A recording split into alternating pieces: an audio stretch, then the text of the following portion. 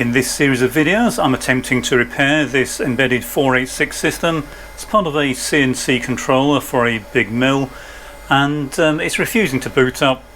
And so far in this series we've been through the basic system, tried to figure out what it comprises of, and in the previous video I connected this PCI slot connector to what I believe is a PCI output connector on the 486 CPU card. It's not the standard format, so I can't just plug the cards directly into it. So I put a series of jumpers on here just to see if that was going on. I had traced them back with a multimeter, and they are going back to the in-out chip, and they do appear to be going to the correct pins for this to be a PCI slot. The fact that I'm getting sensible data on the postcard I've got plugged in also tends to confirm that. And the next step really is to try and plug a VGA card in. I don't have a VGA card currently that is compatible with this. Now, if you're familiar with systems like this, you'll know that the BIOS, this has got AMI BIOS in. I have extracted the BIOS. It's AMI, it's dated 85-ish for the original source code compilation for that BIOS. But if you're familiar with this sort of thing, then one question that may have arisen would be that if the configuration is done through a VGA card that isn't normally there, how can you boot to floppy disk to install the operating system, which you can do in the absence of the VGA card? I suspect it's because the boot disk, I haven't got the boot disk, so I can't confirm this, but I suspect that the boot disk and the bootloader talks to one of the remote serial terminals using the serial link, and that would be very easy to do. I've done the same thing myself with certain systems when I've designed them, so I suspect the bootloader just uses the serial port to talk to one of the terminals. But of course the BIOS knows nothing about that, so you can't do the same thing with the BIOS. It does appear that it needs the VGA card attaching. As I've already said, the manufacturer won't help. It appears that there's only one place that's likely to help with this, but it's not really practical for us to use that at the moment. So we're going this route in the hope that we can get this up and running. Now, if you do want to get involved with this project, because it is obviously quite a big, ambitious project in some ways, but if you do want to get involved and it's something that you are familiar with, one thing I would really like to do is get a module written in the emulator 86 box to run this BIOS. And so if you're willing and interested in having a go at that, let me know and I'll send you the BIOS file. It shouldn't be all that difficult, but it might be a bit time consuming. So what we've got on the board is the original 420 chipset for the 486. 486 DX266. It's the North Bridge and South Bridge chipsets. That's the original 420, not the newer Celeron one. And we've got some information on the ports and the addresses for that. So if you want to have a go at that and write a module, and see if we can run the BIOS in the emulator, then please let me know. The other thing I've been looking at is decompiling the BIOS. Now, decompiling AMI and award BIOS is not a trivial task, because the code that you will see when you rig the BIOS is not straight code. A lot of it, probably over 90% of it, is compressed on the BIOS chip. So although it will read as hex values, if you try to just decompile that, you'll get mostly nonsense, because you're trying to decompile compressed code bytes. Now, some of it will of course be straight assembly bytes, and it has to be because it needs some way to decompress that code, otherwise it would be fairly useless to the system. So when it boots up, the BIOS decompresses part of the code that's stored within the BIOS ROM, expands it into RAM, and it executes the code from there. But of course you can't easily do that by just decompiling the straight hex bytes. Again, if you want to have a go at that, let me know. In the absence of all that, the route I'm taking, at least initially, is I'm going through and starting I have started decompiling, but it's a fairly time-consuming process.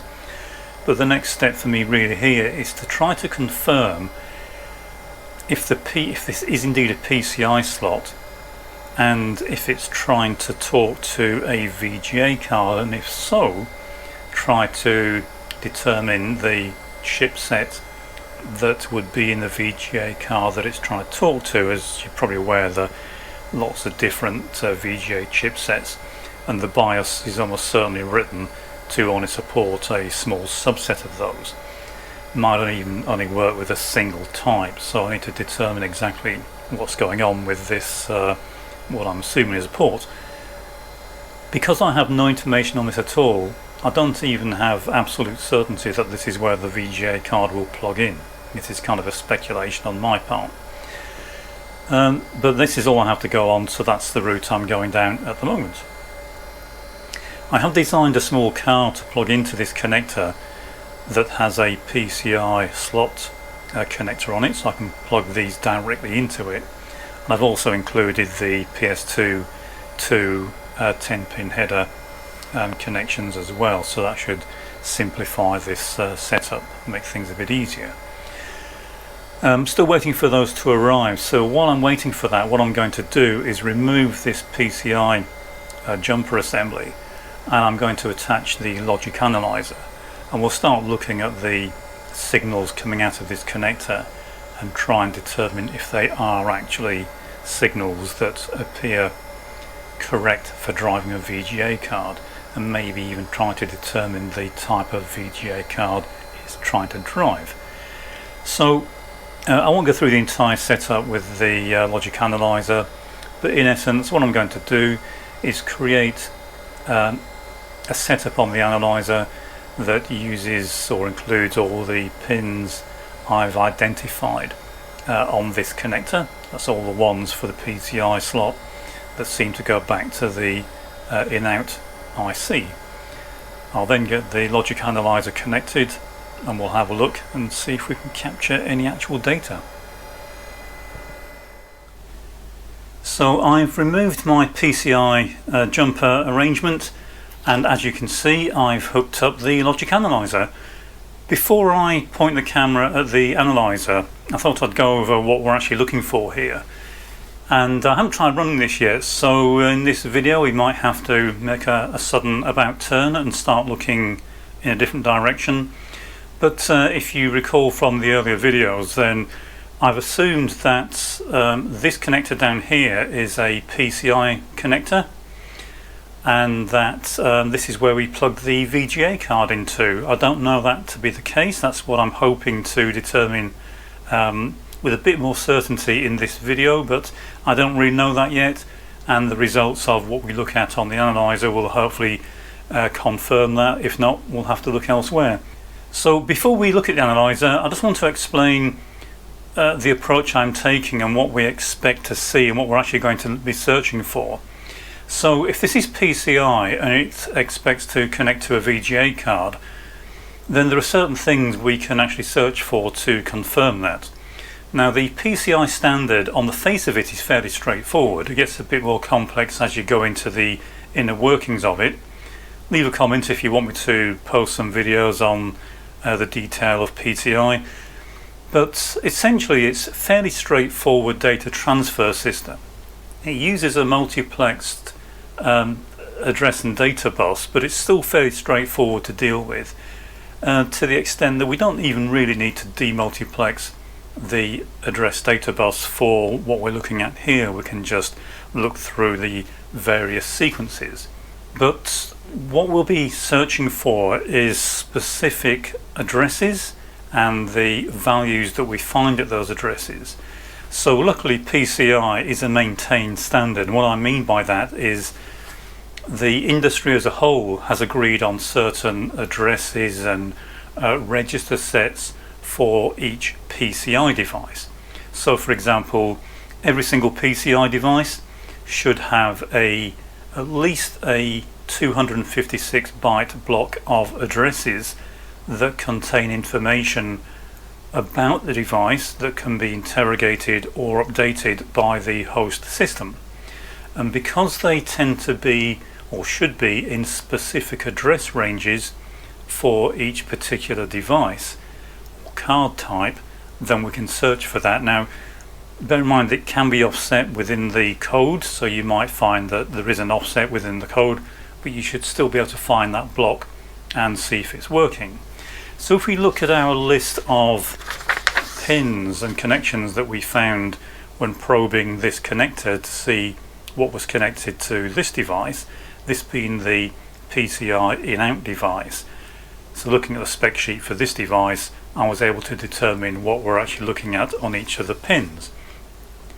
And as I say, I won't go into the detail for everything, but what we're looking at here is the basic PCI cycle will be the host will put an address on the address data bus. It will then assert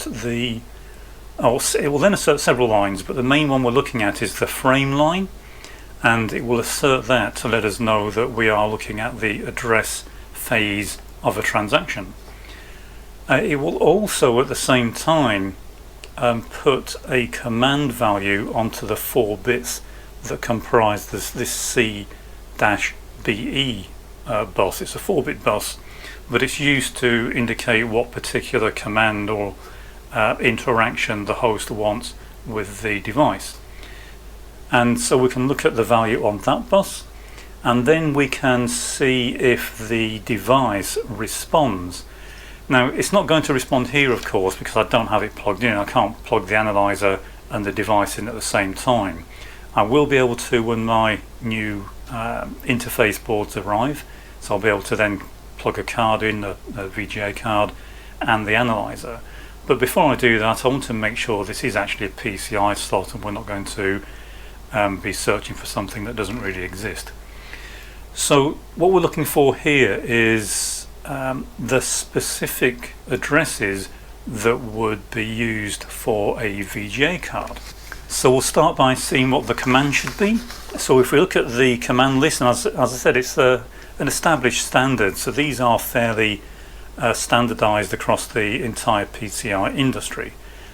Now in particular, we're probably going to be looking at a read.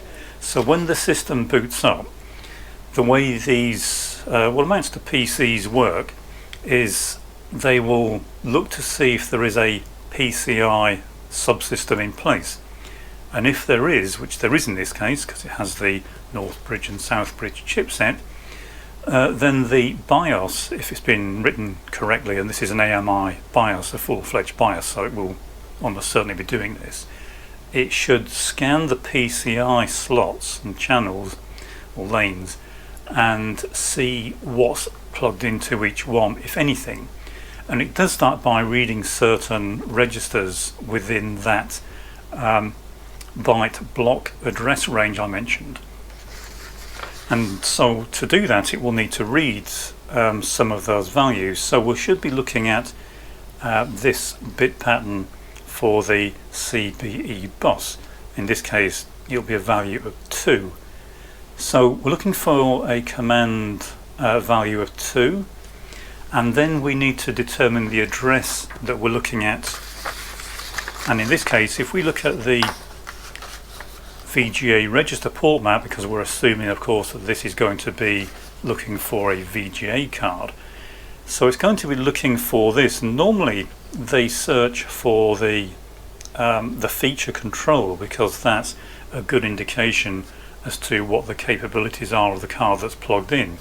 So we'll be looking for this address 3DA.